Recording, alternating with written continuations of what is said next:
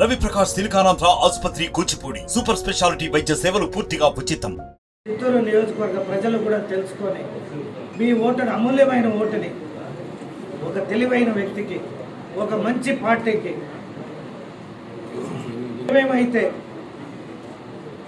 ఏమేమైతే అవకాశాలు ఉండి ఏం చేయలేదు ఏం చేయబోతాడు అనేది నేను చెప్పుకున్నా. అలాగే ఆ వ్యక్తి గురించి కానీ నా పైన కూడా కానీ ఈరోజు దాకా వాళ్ళు డిక్లరేషన్ అని అప్పుడే చెప్పారు. రేపు 18, 24, 22, 25 దాకా గడువు ఉంది కాబట్టి నేనేమి అని చెప్పగలిగే నిజాయితీ అయినదే నామినేషన్. ఒక వ్యక్తి గురించి ప్రజలు సోషల్ మీడియాలోనో లేదో ఏ వాట్సాప్ గ్రూపుల్లో గురించి తెలుసుకోవాల్సిన అవసరం లేదు.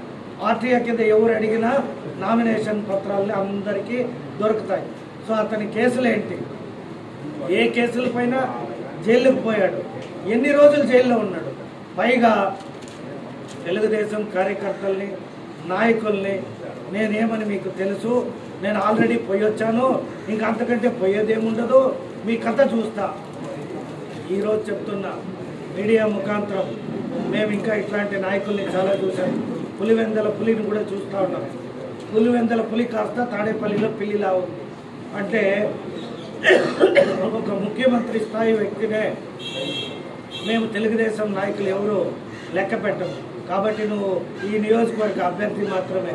నీ బుడబుడకల భయాలకో నువ్వు బెదిరిస్తే భయపడ్డానికో మా నాయకులు ఎవరు ఇక్కడ ఆషామాషిగా లేదు. వాళ్ళ వెంట నేనుండా, నా వెంట మా నాయకుడు ఉన్నాడు. మేమందరూ ప్రజలకి ఏం భరోసా ఇవ్వాలో ఇస్తున్నాం. ప్రజలు కూడా గమనించాలి. మొన్ననే ఒక ప్రార్థన మందిరానికి పోతుంది, ఎంతో గౌరవంగా మేము మా నాయకులు అక్కడ మొదటి స్థానంలో మాట్లాడాల్సి వచ్చిన పరిస్థితులు వాళ్ళకి అవకాశం ఇచ్చారు. ప్రభుత్వం అధికారంలో ఉంది కాబట్టి తర్వాత మేము మాట్లాడాలి. మాకు మైక్ ఇవ్వకుండా మైకును కూడా తీసుకొని పోయే వ్యక్తిత్వం ఉన్న వ్యక్తులు ఈ నియోజకవర్గానికో ఈ రాష్ట్రానికో ముఖ్యమంత్రులు ఎమ్మెల్యేలు అయితే ప్రజలకు రేపు ఏముంటుంది స్వేచ్ఛ? ఒక అధికార పార్టీ నాయకుడుగా నాకే అవకాశం ఇవ్వకుండా దౌర్జన్యాలు దోపిడీలు చేసే ఈ నాయకులు రేపు ప్రజలకు ఏమాత్రం సేవ చేస్తారు? ఇది ప్రజలందరూ కూడా గమనించాలి.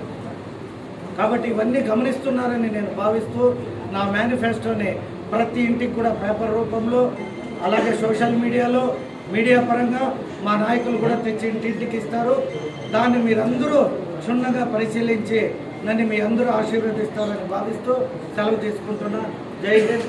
మరీ ముఖ్యంగా చిత్తూరు పట్టణానికి ఒక అదృష్టం ఏమంటే NH connecting Bengaluru Chennai express highway కావచ్చు, తిరుపతి చెన్నై ఎక్స్ప్రెస్ హైవేలు కావచ్చు, నేషనల్ హైవేలు కావచ్చు, అనేక హైవేలు వచ్చి చిత్తూరు పట్టణం మీదుగానే పోతుంది. మరీ ముఖ్యంగా బీజేపీ వాళ్ళు చెప్పినట్టు bullet train Tirupati Chennai, Chennai Bengaluru, Tirupati Chennai via connecting to Bengaluru. ఆ పాయింట్ ఎక్కడంటే చిత్తూరు నియోజకవర్గంలోనే అనేక స్టాపింగ్లు ఉన్నాయి. కాబట్టి చిత్తూరు ప్రజలందరినీ కోరుకునేది పని చెయ్యాలి.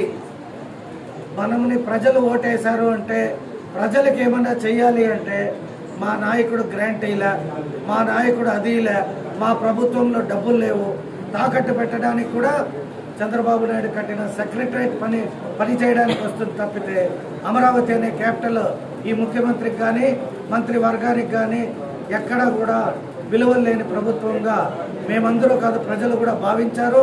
సో నేను రేపు ఏవైతే మేనిఫెస్టో ఇచ్చానో అది ఎక్కడ మా అధినాయకుడు ప్రభుత్వం తరఫున చేయగలిగిన, ప్రభుత్వం తరఫున ప్రైవేట్ పబ్లిక్ పార్ట్నర్షిప్ కింద కూడా మంచిగా ఏదైతే అమరావతి చేశారో అదే విధంగా కూడా చిత్తూరు పట్టణానికి అనేక సంస్థలు, అది చెన్నై కావచ్చు, బెంగళూరు కావచ్చు, హైదరాబాదే కావచ్చు, లేదా దుబాయ్ గల్ఫ్ కావచ్చు, లేదా యుఎస్ఏ కావచ్చు, అది మరి ఏ దేశమైనా కావచ్చు, మన నియోజకవర్గంలో అవకాశాలు కల్పిస్తే మేము ఫ్యాక్టరీ పెడతామని ప్రతి ఒక్క ఇండస్ట్రియలిస్ట్, ప్రతి ఒక్క సాఫ్ట్వేర్ కంపెనీకి వాళ్ళు అడిగే వాటర్, వాళ్ళు అడిగే ఎలక్ట్రిసిటీ, వాళ్ళు అడిగే రోడ్స్, వాళ్ళు అడిగిన భూమి, ఇవన్నీ ఇవ్వడానికి ఏవైతే ఉన్నాయో వాటన్నిటినీ పరిశీలించి ఈ మేనిఫెస్టోలో నేను ఏదైతే నా చిత్తూరు నియోజకవర్గ ప్రజలకి మా ఉమ్మడి పార్టీ తరఫున హామీ ఇస్తున్నామో ఇవన్నీ నెరవేరే బాధ్యత కూడా నేను తీసుకొని ఒక సైనికుడిలాగా ఒక సేవకుడిగా మీ అందరూ నన్ను ఆశీర్వదించి మే 13వ తేదీన మీ అందరూ అమూల్యమైన ఓటు నాకు మా ఎంపీ గారికి, అంటే వీటిలలో కొన్ని ప్రభుత్వంలో కేంద్రం కూడా అనుమతులు కావాల్సిన అవసరం ఉంటాయి కాబట్టి వాటిని మా ఎంపీ గారు గెలిచి నాకు అనుకూలంగా నేను అడిగిన ప్రతి ఒక్కటి కూడా పైనుండి నాకు పర్మిషన్స్ కొన్ని అనుమతులు తేవడానికి ఎంపీ కూడా మనకి చిత్తూరు గెలవాలి కాబట్టి ఒక ఓటు ఎంపీ గారికి, ఒక ఓటు ఎమ్మెల్యే గారు నాకు.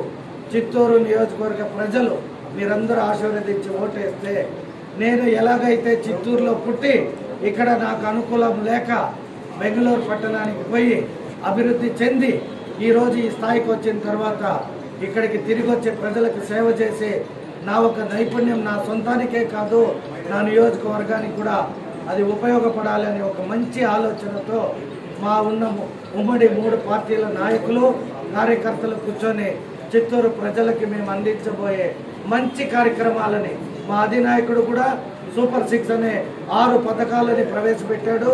చాలా అద్భుతంగా ప్రజలకి చేరువైంది. ఎక్కడికి పోయినా ప్రజలు మీకే ఓటు అంటూ మేము ఓటు అడక్క ముందే చెప్తున్నారు. అది మా పార్టీకి ఉన్న క్యాలిబరు, నిజాయితీ.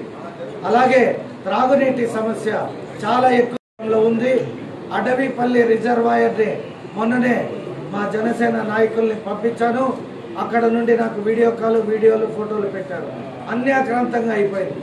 అంటే ఏ ప్రభుత్వమైనా ప్రభుత్వ సొమ్ముతో ప్రజలకు చేసే పనిని ఏ ఒక్కరూ దాన్ని ఆపకూడదు, దాన్ని అంతం చేయకూడదు.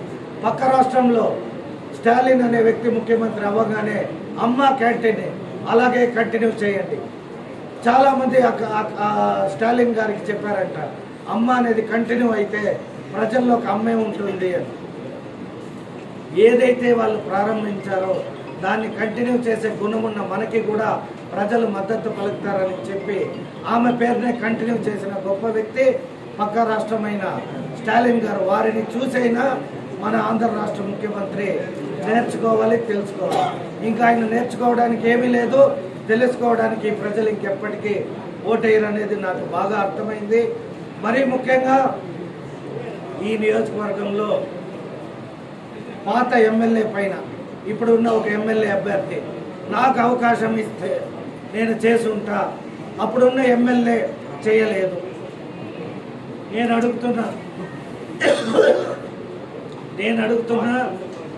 ఈ వైఎస్ఆర్ పార్టీ అభ్యర్థి, అతని పేరు చెప్పడానికి కూడా నాకు ఇష్టం లేదు కాబట్టి వైఎస్ఆర్ పార్టీ అభ్యర్థి అని చెప్తున్నాడు. మీ అందరికీ తెలుసు అతను ఈరోజు ఏ హోదాలో ఉన్నారు. ఆర్టీసీ వైస్ చైర్మన్గా మీరు రేపు పొద్దున నేను చెప్పే మాటని మీలో ఎవరైనా మీడియా మిత్రుడు కూడా ఆర్టీకే వేసి ఇన్ఫర్మేషన్ యాక్ట్ తీసుకోవచ్చు. చిత్తూరు వచ్చిన ఇన్ఫర్మేషన్ ఈరోజు ఎన్ని బస్సులు ఉన్నాయి, ఇక్కడ ఉన్న బస్సులు ఎక్కడ డిపోకి పంపించాడు. చిత్తూరు వ్యక్తికి వైస్ చైర్మన్గా ఒక పదవి వచ్చే అధికారంలో ఉంటే కనీసం ఒక కొత్త బస్సు రూటు చిత్తూరు ప్రజలకి ఎక్కడ బస్సు సౌకర్యం లేక మేము ఉచిత బస్సు ఇస్తామంటే ముందు బస్సు ఉండాలి కదా సార్ అన్నారు. బస్సు మేము తెస్తాం తల్లి అంటే మా రూట్లో బస్సే లేదు కదా సార్, మేము ఫ్రీ ఇస్తే అంటే ఇక్కడ ఉన్న వ్యక్తి పైన ఆ రోజు ఆలోచించాం. ఏం చేశాడు, కనీసం ఒక రూట్కి బస్సులే, ఉన్న బస్సులు కాస్త రిపేరీలు చేసేకి డబ్బులే. ఏమేమి గోల్మాల్ జరిగింది వద్దా ఇది వాటన్నిటిపైన రానున్న రోజుల్లో అంటే ఏమీ చేయలేని వ్యక్తి ఈరోజు పోయి నాకు ఒక అవకాశం ఇస్తే నేను చాలా చేస్తాను. ఆయన ఏం చేశాడో రేపు ఆయన నామినేషన్లో అన్ని పొందుపరుస్తాడు. ఒక వ్యక్తి ఎటువంటి వ్యక్తి అని చెప్పుకోవడానికి మీడియాలో కొన్ని వాట్సాప్ గ్రూపుల్లో ఎవరెవరితోనో ఏవో డ్యాన్సులను లేదంటే ఇంకేవేవో అనో ఏవో ఈ కామెడీకి సంబంధించినవి అంటే జగన్మోహన్ అనే వ్యక్తి పబ్బుల్లో డ్యాన్స్ చేశాడు అని పెట్టారు. మరిన్ని వీడియోస్ కోసం ఛానల్ ని సబ్స్క్రైబ్ చేయండి, లేటెస్ట్ అప్డేట్స్ కోసం వాట్సాప్ ఛానల్ ని ఫాలో చేయండి అండ్ లింక్ డిస్క్రిప్షన్ లో ఉంది.